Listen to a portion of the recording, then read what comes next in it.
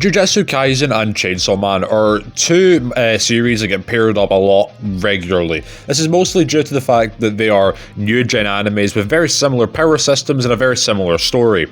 I love both these series a lot, and today I decided to go through all of the matchups I could reasonably find for, characters from both series, and rank them based on how much I like them. Of course, this is an opinionated list, so you can place these anywhere you'd like, just as opinions. There's also going to be massive manga spoilers for both Chainsaw Man and Jujutsu Kaisen, so if you don't want spoilers for that, I'd recommend not watching this video. So, starting off with number 20, Toji Fushiguro versus Kwanzi. I don't know the pronunciation for that, fuck off. The basic rundown is that they are assassins that use bladed weapons and also have associations with the past, with Toji, appearing in the flashback arc and Kwanzi being the first ever, devil hunter, but honestly, it doesn't really vibe with me a lot, I'm not gonna lie. I can see it vibing with for others, but it's just not for me. Number 19, Mai Zenin versus Himeno. There are two female green-haired devil hunters / sorcerers with tragic backstories who sacrifice themselves for someone who they care deeply for and have ties to swords related to death, with Himeno constantly telling Aki to stop using a sword which cuts away his life, and Mai, sacrificing herself to basically become a sword. Again, I can see it vibing for some, just not for me. Number 18, Jogo versus the Hell Devil. They are two extremely powerful cursed spirits / devils with fire powers. Again, doesn't have much in the way of connections, but it vibes more for me than it does the last two matchups. Number 17, Angel versus the Angel Devil. They are two cursed spirits / devils who have the name Angel and have angelic connotations, who fight in the side of good and have connections to Megumi and Aki. And again, vibes. A lot of these lower matchups are just going to be vibes, let's be honest. Number 16, Oitodo versus Beam. They are the two best friends of a main character, introduced a little bit later on from the main trio, and have over-the-top personalities who have big fights and fight alongside the main character, however are sadly sidelined throughout the rest of the story after one specific fight, with Beam dying and Todo losing a hand. Again, you already know what I'm going to say, vibes.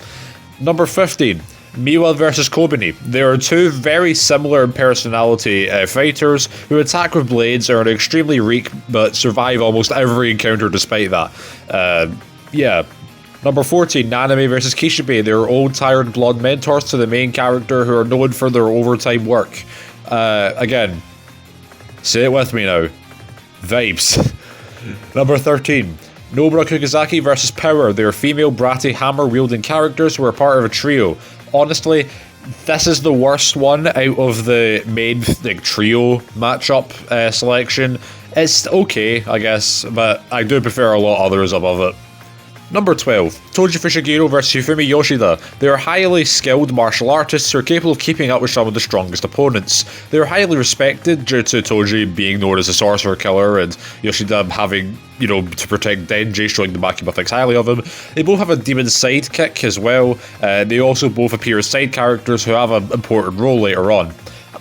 Not much, but again, I like it a lot more by comparison to something like Power versus Nobara.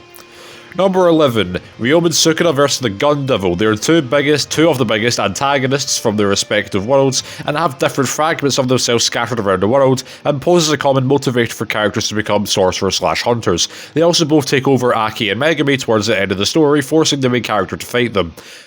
I like it, I'm not gonna lie, but there are other better Ryomen Sukuna matchups for, Chainsaw Man, which I'm gonna get to soon. Number 10, getting to the top 10 here.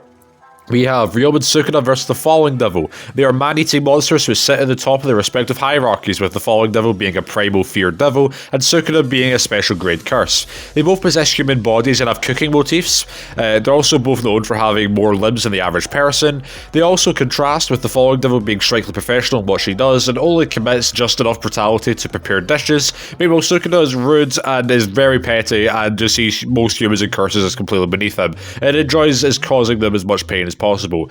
I know that the Gun Devil might have more connections, but honestly this vibes more with me, I won't lie. Number 9. Gojo versus Makima. This is the big one. They are two characters from popular series of a new gen anime. They are both skilled teachers who specialise in unique techniques. They both take the main character as a student and teach them in the ways of fighting, killing, and so on and so forth. They grow a strong bond with the main character throughout their lessons. They both seem good guys at first, but also both have psychotic sides to them, but in some ways not fully evil due to the fact that they care and or fight alongside the main character in many situations. Both are extremely deadly fighters and often get underestimated due to their appearance. They both possess incredible power that allows them to manifest and control some way that they want to. They both have colourful hair, with mostly a black outfit, which contrasts to that. They've also beaten many fighters and monsters, including their own students. They both have strict yet witty attitudes, and both rarely show their true potential until time calls for it. They also both look young, but are actually older. They are two of the most strongest characters within the series, and with more experience than anyone else. They also are, while they're both like cold-blooded killers, they also both have a good heart for the students they have, and wants to see them get stronger and stronger to the point where they might even surpass them.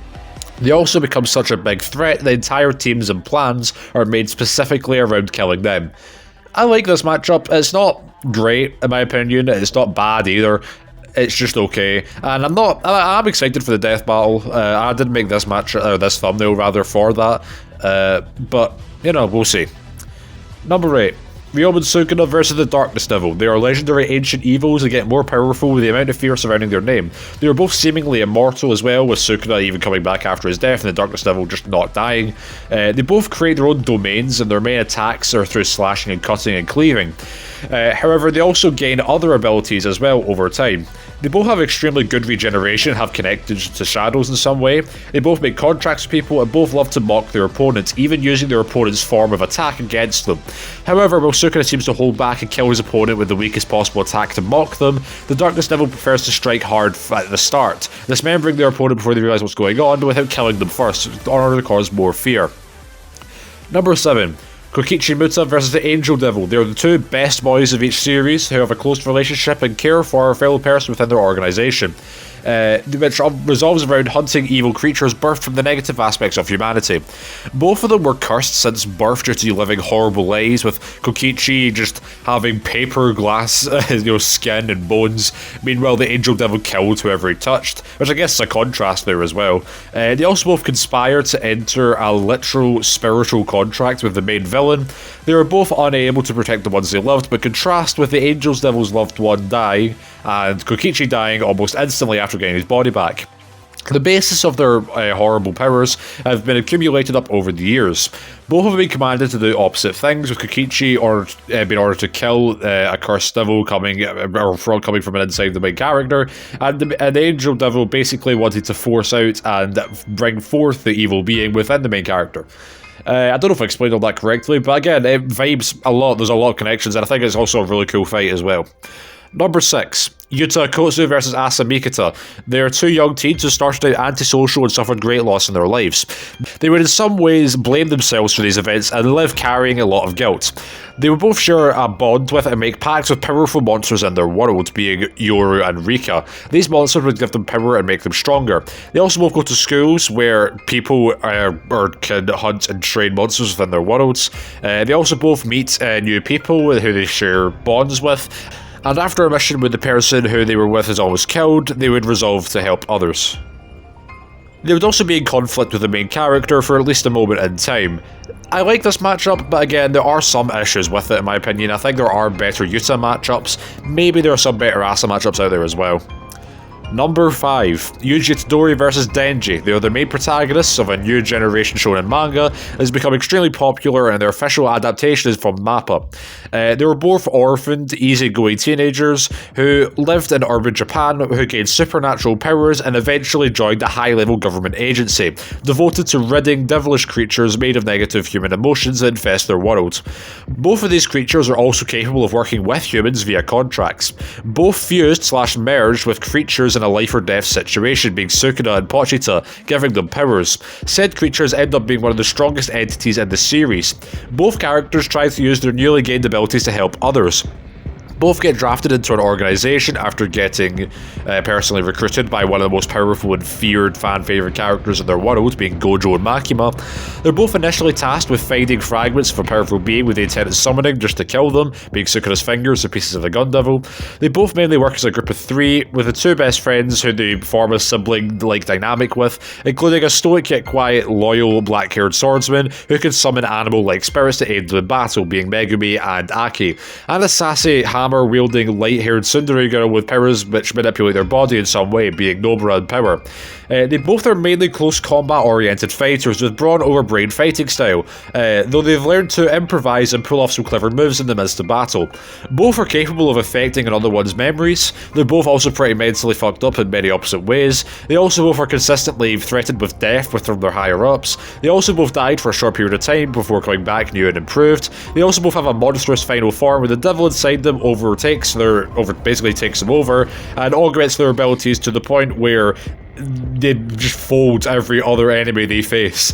They also will have similar sounding names with ending with the words or the letters JI, and it's also canonic that Yuji prefers ass and Denji prefers boobs. So yeah, it has fantastic connections and honestly would probably be like top 3, top 2 maybe, if it wasn't for the fact that this matchup does have some issues which I outlined in a video a while ago. Granted, I don't know if I explained it enough because people seem to misconstrue my points, but yeah, there are still some issues with this matchup I have, but connections-wise, it's fantastic.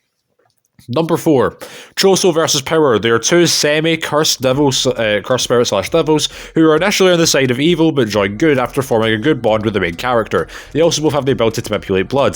This could probably go down the bottom of the list with the rest of them that just kind of vibe, but for some reason this just vibes with me a lot more, and I prefer this to Power versus Nobara. Number 3, Junpei versus Yuko. They are two school students who make friends with the main character and seem really nice and kind people, but turned out to be deeply disturbing underneath, and fight the main character as a result of using the powers of cursed spirits and devils. They're also both somewhat similar, with Junpei being a victim of bullying, while Yuko wants to kill bullies. Again, I just really like it. Number 2, Megumi versus Aki. They are the aloof deuterogonists of a series who specialises summoning animal spirits, alongside a slew of weapons, but most notably swords. They are dragged into their world occupation through tragedies of their family, and tag along with the more social and idiotic protagonist who has merged with the demon, a sassy brown-haired hammer-wielding girl, and serving to one of the most powerful people within their respective worlds. They're also the first people within their trio of friends to become sorcerers and devil hunters, and they also both get possessed by two of the strongest villains in their respective series, who they both have history with, being the Gun Devil and Sukuna, which results in them having to fight their best friend against their will. I prefer this above the other matchups within their trio. Again, while like the other ones in their trio are either just not good enough or just have issues which cause it to be lower ranked than this one. But number 1, my favourite matchup for Jujutsu Kaisen versus Chainsaw Man is Kenjaku versus Makima. They are both cunning, planning, and manipulative antagonists from a rival series who make countless deals, being vows or contracts, which they use in order to get global scale plans for humanity. They have the ability to control people, even if they're just corpses. They can't use monsters' abilities for reasons, but get loopholed by controlling people who have access to them. They also appear to be in their 20s, but are actually far older than any human due to going from one life to another. They're both also indistinguishable with their scar and control devil eyes, which are passed around between the people that they basically are as they live through life. Both assert themselves into maternal roles for the protagonists, but not out of any affection for these people, but rather as vessels for monsters in order to advance in their plan. They also both have abilities that require them to expose their brain matter. They're both based on religious figures that were members of a larger group. One of their most powerful techniques as well also involves them using hand signs. While they mostly operate in Japan, they also have international connections. They both have relations to business and friendly with the race of creatures they look down upon, as in contrast, Kenjaku thinks that humans are greater than curses, meanwhile Makima thinks that devils are greater than humans. Again, best matchup for Chainsaw Man and Jujutsu Kaisen. You can have a really cool fight with both of them summoning just tons of cursed spirits and devils. It's just awesome. And yeah, that was the list. Let me know if you agreed or disagreed with any of these, and I'll see you in the next video.